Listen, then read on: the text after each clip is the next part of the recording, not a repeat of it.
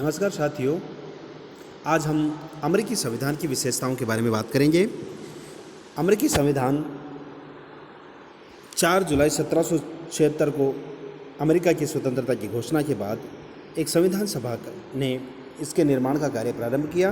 Pennsylvania के governor Morris की अध्यक्षता में एक कमेटी ऑफ स्टाइल का गठन किया गया, जिसने 15 सितंबर 1787 को संविधान का प्रारूप तैयार किया, जिसे राज्यों के अनुसमर्थन के बाद 4 मार्च 1789 को इसे लागू कर दिया। अर्थात संविधान 4 मार्च 1789 को लागू हो गया अमेरिका का।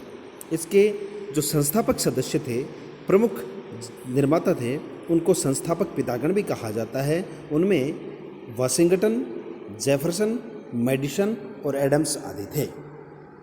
अमेरिका संविधान निर्मित व लिखित संविधान की श्रेणी में आता है, जबकि ब्रिटेन का संविधान विकसित तथा अलिखित संविधान की श्रेणी में आता है।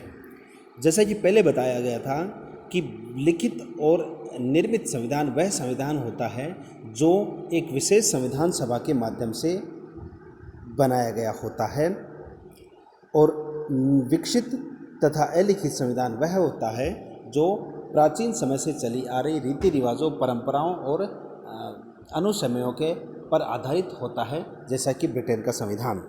अब हम अमेरिकी संविधान की बात कर रहे हैं, तो अमेरिका संविधान में पहले विशेषता आती है निर्मित व लिखित संविधान की, इनेक्टेड एंड रिटन कॉन्स्टिट्यूशन की। 1787 में फिलाडेल्फिया संविधान सभा ने इसको बनाया था। संविधान सभा का नाम था फिलाडेल्फिया संविधान सभा, जिसे उन सभी राज्यों ने पुष्ट किया जिन्होंने संयुक्त राज्य का निर्माण किया था, और 1789 में यह संविधान लागू हो गया। संविधान में उस समय 7 अनुच्छेद थे, और लेकिन कुछ इतने लंबे थे कि उनके भीतर विभिन्न धाराएं भी रख दी गई थी। इन्हीं प्रावधानों के आधार पर सर्वोच्च न्यायपालिका, राष्ट्रपति, कांग्रेस इत्यादि की व्यवस्था कर दी तथा शक्तियां व कार्यों को स्पष्ट कर दिया गया, ताकि विवाद का कोई गुंजाइश ना रहे और ना ही आपस में कॉन्फ्लिक्ट पैदा हो। केंद्र की शक्तियां संविधान में उल्लिखित कर दी गई तथा अवशिष्ट शक्तियां राज्यों को प्रदान कर दी गई, और संशोधन की प्रक्रिया भी इसमें समाहित कर दी।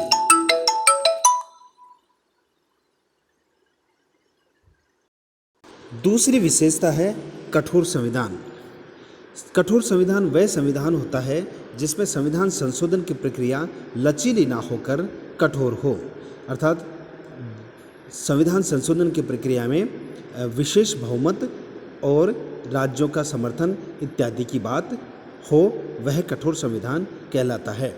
अमेरिकी संविधान का जो 5वां अनुच्छेद है, उसमें संशोधन प्रक्रिया के बारे में उल्लेख किया गया है, जिसमें प्रथम में कहा गया है कि प्रस्ताव को 2/3 बहुमत से कांग्रेस के दोनों सदनों में पास कराया जाएगा, और राज्यों के समर्थन के लिए हर राज्य की कांग्रेस भी उसे 2/3 बहुमत से पास करेगी, और कुल टोटल 3/4 राज्यों का समर्थन मिले तो अधिनियम बन जाता है। अर्थात पहले जो प्रस्ताव हैं वो 2/3 बहुमत से कांग्रेस के दोनों सदनों से पास होगा, और राज्य के अनुसमर्थन के लिए राज्यों की कांग्रेस के पास 2/3 बहुमत से पास करेंगी, और कुल टोटल दोनों का हो गया 3/4। अर्थात प्रत्येक राज्य की जो कांग्रेस है, राज्यों का समर्थन हर राज्य की कांग्रेस की 2/3 बहुमत से पास होगा, और कुल का 3/4 राज्यों का अनुसमर्थन। अर्थात 50 राज्य हैं, तो 50 राज्य का मतलब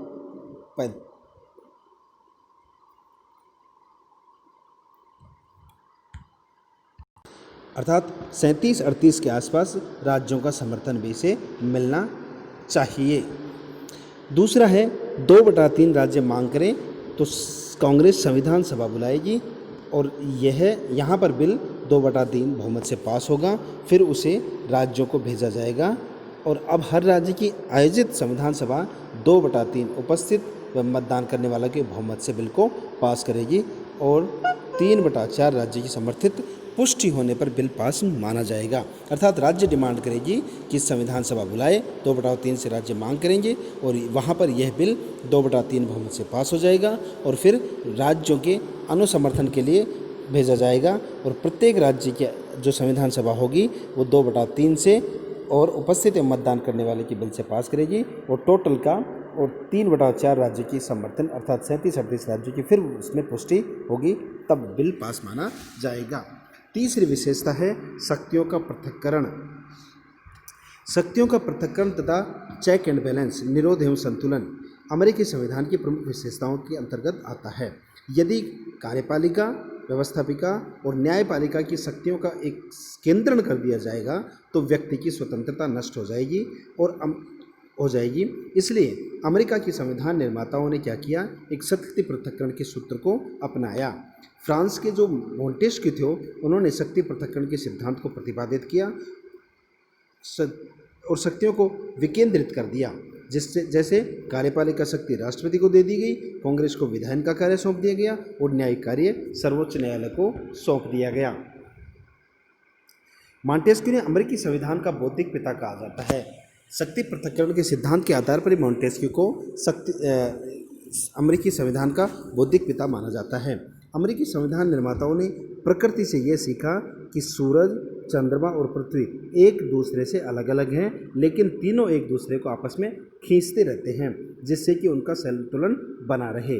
अमेरिकी संविधान निर्माताओं ने तीनों अंगों को एक दूसरे से इस प्रकार जोड़ दिया कि प्रत्येक को अपने नियंत्रण में बनाए रखा जा सके, जिससे ऐसा संतुलन बरकरार रहे कि कोई अधिकारी जो तृतीय जैसा निरंकुश शासक न हो और जिससे कि ताकि व्यक्ति की स्वतंत्रता बनी रहे। इसी को भारतीय संविधान में भी शक्ति पृथक्करण को कंप्लीटली तो नहीं लेकिन गया है, फिर भी इसे स्वीकार किया गया है। अर्थात कार्यपालन का काम कार्यपालिका करेगी, व्यवस्थापन का काम संसद करेगी और न्यायपालिका इनकी समीक्षा करने के बाद करेगी। तो कार्यपालिका शक्ति राष्ट्रपति के पास है अमेरिका में और वह अनेक नियुक्तियां तथा विदेश संधियां और आवश्यक रूप से इसकी पुष्टि सीनेट द्वारा होनी चाहिए और संविधान का उल्लंघन करने पर राष्ट्रपति महाभियोग द्वारा हटाया जा सकता है। विधायन का काम कांग्रेस के पास है और वह बिल को पास करती है और जो राष्ट्रपति के वीटो के अधीन आता है। राष्ट्रपति किसी बिल को अस्वीकार कर सकता है किंतु कांग्रेस उन्हें पुनः पारित करा सकती है, फिर उस पर राष्ट्रपति को वीटो शक्ति लागू नहीं होती। अर्थात राष्ट्रपति के पास कोई बिल आता है वह पहले वीटो कर सकता है, लेकिन पुनः कांग्रेस से पास होने के बाद उसे राष्ट्रपति वीटो नहीं लगा सकता और यदि बिल पास हो जाए और संविधान या विधि की उचित प्रक्रिया का उल्लंघन करे तो संविधान न्यायालय उसे सर्वोच्च न्यायालय उसे रद्द कर सकता है। न्याय की शक्तियाँ न्यायपालिका के पास हैं। कांग्रेस क्या करती है, कानून बनाकर जजों की संख्या बढ़ा सकती है। राष्ट्रपति जजों की नियुक्ति करते हैं लेकिन सीनेट द्वारा उनकी पुष्टि होनी चाहिए। अर्थात ये आपस में एक तरह से गुथे हुए हैं कि कोई भी किसी पर हावी नहीं हो सकता लेकिन कोई दूसरे को हावी भी नहीं होने देता। लेकिन आज शक्ति पृथक्करण का पतन होता जा रहा है कि जैसे प्रदत्त व्यवस्थापन हो या और कोई कारण हो तो इसके आधार पर कोई न कोई अंग हावी दूसरों पर होता जा रहा है। चौथी विशेषता है संघात्मक व्यवस्थापिका। अमेरिका में संघात्मक व्यवस्था वाला देश है। संविधान देश में सर्वोच्च व लिखित विधि है। संविधान देश का सर्वोच्च लिखित विधि है और संशोधन प्रक्रिया कठोर है। संघात्मक अर्थात शक्तियों का विभाजन केंद्र एवं राज्यों में कर दिया गया है, केंद्र और इकाइयों के मध्य। अतः केंद्र की 18 शक्तियाँ लिखी गई जबकि अवशिष्ट शक्तियाँ राज्यों को सौंप दी गई। अर्थात जो शेष बच जाती है, जो शक्तियाँ लिख दी गई उनके अलावा जो शेष बच जाती हैं वो राज्यों को अमेरिका में सौंप दी गई। अगला बिंदु है न्यायिक सर्वोच्चता अर्थात न्यायपालिका की सर्वोच्चता। इसमें यह है कि अमेरिका की संविधान का प्रमुख लक्षण है कि न्यायपालिका सर्वोच्च है। इसके प्रमुख कारण है कि अमेरिका एक संघात्मक व्यवस्था वाला देश है, अतः सर्वोच्च न्यायालय को शक्ति दी गई है कि आवश्यकता पड़ने पर वह संविधान के प्रावधानों की व्याख्या करे तथा केंद्र व राज्यों के बीच अगर विवाद हो, संवैधानिक कन्फ्लिक्ट पैदा हो तो उनका निपटारा करे और इसका निर्णय ही अंतिम माना जाएगा। न्यायिक समीक्षा, न्यायिक सर्वोच्चता और न्यायिक समीक्षा। न्यायिक समीक्षा से तात्पर्य यह है कि कांग्रेस किसी कानून या राष्ट्रपति के किसी आदेश को असंवैधानिक कहकर उसे निष्प्रभावी कर सकती है। इतना ही नहीं, न्यायिक समीक्षा। न्यायिक समीक्षा का तात्पर्य यह है कि कांग्रेस के किसी कानून या राष्ट्रपति के किसी आदेश को, कांग्रेस के किसी कानून या राष्ट्रपति के किसी आदेश को असंवैधानिक कहकर उसे निष्प्रभावी कर सकती है। कौन? न्यायपालिका। इतना ही नहीं, सर्वोच्च न्यायालय ने कानून, राज्यों के कानूनों व प्रशासकीय आदेशों को अपनी इस शक्ति के नीचे कर दिया है। परिणाम ये निकला कि जैसा न्यायमूर्ति ह्यूज ने कहा कि संविधान वही है जो जज कहते हैं। ह्यूज क्या कहते, इसका मतलब क्या हुआ कि संविधान न्यायाधीश सर्वोच्च हो गए। अगला है, सर्वोच्च न्यायालय ने विधि की उचित प्रक्रिया का यंत्र विकसित कर लिया है। किसने? सर्वोच्च न्यायालय ने। अमेरिका में न्यायालय देखता है कि विधि की उचित प्रक्रिया का पालन हुआ है या नहीं, और वही उसका अर्थ निश्चित करता है। अगला बिंदु है अध्यक्षीय शासन प्रणाली। राष्ट्रपति कार्यपालिका का वास्तविक अध्यक्ष है, जो 4 साल के लिए चुना जाता है और वह कांग्रेस में से नहीं चुनता। जब कांग्रेस में वोट डाल सकता है लेकिन वह कांग्रेस में बोल सकता है, कांग्रेस में वह बोल सकता है लेकिन वोट नहीं दे सकता। कार्यपालिका व्यवस्थापिका से पृथक है। उत्तरदायित्व का पालन भी नहीं किया जा सकता। जैसे भारत में किया जाता है, ब्रिटेन में किया जाता है कि कार्यपालिका व्यवस्थापिका के प्रति उत्तरदायी है, लेकिन यहाँ पर कार्यपालिका व्यवस्थापिका के प्रति उत्तरदायी नहीं है। इसके पीछे कारण यह है कि व्यवस्थापिका में से कार्यपालिका का चयन नहीं होता। अमेरिकी राष्ट्रपति को कांग्रेस महाभियोग के द्वारा हटा सकती है, और यह प्रक्रिया जटिल होने के कारण अभी तक किसी भी राष्ट्रपति को नहीं हटाया गया, जबकि इस महाभियोग की प्रक्रिया के तहत गुजरे थे एंड्रयू जॉनसन, निक्सन और 1997-98 में क्लिंटन, जो कि कदाचार के कारण इनके ऊपर आरोप लगाया गया था कि यह इनका आचरण था वो गलत था। तो इस प्रकार हम कह सकते हैं कि अमेरिका संविधान जो संघात्मक शासन प्रणाली की विशेषता वाला राष्ट्र है, तो यह एक अध्यक्षात्मक शासन में यहाँ पर कार्यपालिका जो राष्ट्रपति के अंतर्गत निहित होती है, वह देश का शासन संचालन करता है। धन्यवाद।